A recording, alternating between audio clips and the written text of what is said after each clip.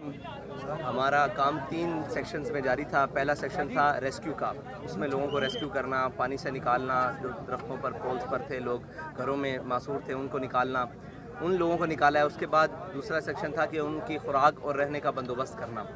اس کے بعد تیسرا تھا کہ جی وہ بیمار ہو رہے ہیں، ان کے لیے میڈیکل جتنی بھی سہولیات ہیں وہ اس کا انتظام کرنا۔ تو الحمدللہ تینوں ہو چکے ہیں۔ اب باقی ہے کہ ریہیبلیٹیشن، ان کے گھروں کی زندگی کو معمول پر لانا دوبارہ۔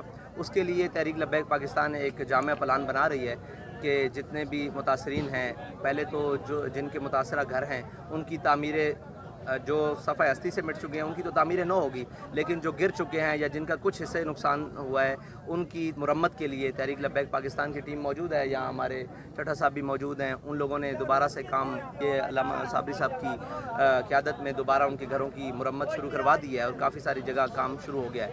تو بس یہ سلسلہ وائز کام ہے۔ اس کے بعد ہم دیکھیں گے کہ یہاں کوئی کسان جن کی فصلوں کا نقصان ہوا ہے ان کے لیے ہم انشاءاللہ بیج، ڈی آئی پی اور کھاد وغیرہ، اور انشاءاللہ ان کی زمین کو سیدھا کرنے کے لیے جو ڈیزل ہے اس کا بھی تحریک لبیک پاکستان پلان بنا رہی ہے۔ دیکھیں پورے ملک میں اگر کہیں تو اس کا ایگزیکٹ فگر ہمارے پاس نہیں ہے، لیکن اگر آپ کہیں کہ پانی سے باہر جو نکالا ہے وہ لاکھوں کی تعداد میں لوگ ہیں جن کو ریسکیو کیا گیا ہے بولان بلوچستان سے لے کر، کیونکہ سب سے پہلے پانی بلوچستان میں آیا ہے، بلوچستان کے بعد پانی جنوبی پنجاب میں آیا ہے، جنوبی پنجاب کے بعد ڈی اے خان میں آیا ہے، ڈی اے خان کے بعد سوات میں آیا ہے، اور سندھ میں ساتھ ساتھ بارشوں کے ساتھ تباہی موجود، سندھ میں بھی بلوچستان کے ساتھ ہی تباہیوں کا سلسلہ موجود تھا۔ سندھ میں تو آج بھی پانی جاری و ساری ہے۔ تو ان تمام جگہ پر ایگزیکٹ فگر نہیں ہے، یہ تو جب ہم ان حالات سے نکل کر باہر جائیں گے تو آپ کو ایگزیکٹ فگر بتا دیں گے، لیکن ہمارا راشن اور ہماری امداد جو صرف ابھی ڈی آئی خان ڈویژن کی سطح تک ہے وہ تقریباً 3,40,000 تقریباً 3.5 لاکھ گھرانوں میں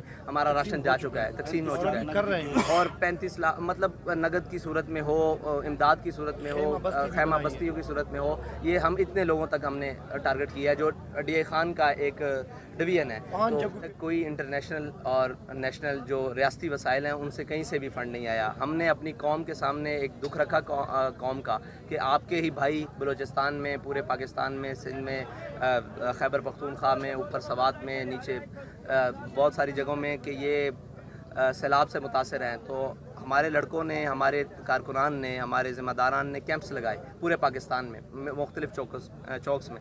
تو وہاں سے لوگوں نے ہمارے ساتھ تعاون کیا اور ہم نے پوری ایمانداری کے ساتھ، کپڑے ہوں، راشن ہو، نقد ہو، پانی ہو، کھانا ہو، کھجور ہو، پوری ایمانداری کے ساتھ ہمارے لوگ بلکہ خود سے خرچ کر کے ان کو لا کر اور لوگوں تک تقسیم کر رہے ہیں۔ تو آپ یہ دیکھ رہے ہیں کہ اگر کوئی شخص ایمانداری کے ساتھ اپنی قوم کا دیا ہوا مال ہی قوم پر لگائے تو کم نہیں ہے، ہمیں باہر کی امداد کی بھی ضرورت نہ پڑے، لیکن یہاں یہ ہے کہ قوم سے لیا ہوا مال اپنے خزانے بھر لیتے ہیں اور قوم تک نہیں پہنچاتے۔ ہمارے اتنے بڑے وسائل بھی نہیں ہیں جتنا آپ سمجھ رہے ہیں، لیکن جتنا ہمیں دیا گیا ہم نے پوری ایمانداری کے ساتھ لوگوں تک پہنچانے کی کوشش کی۔ تو آپ کہہ رہے ہیں کہ دور دراز علاقوں تک جہاں ریاست کی مشینری موجود ہے وہاں تحریک لبیک موجود ہے۔